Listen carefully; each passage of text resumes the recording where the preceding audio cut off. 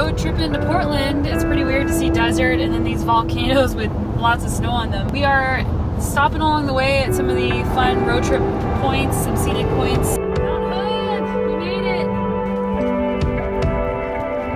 We're getting up there. Check out this mountain. What?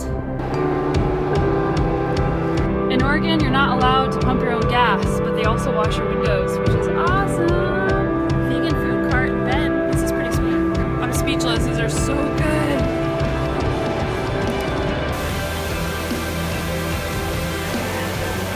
Multnomah Falls, second highest waterfall in the United States.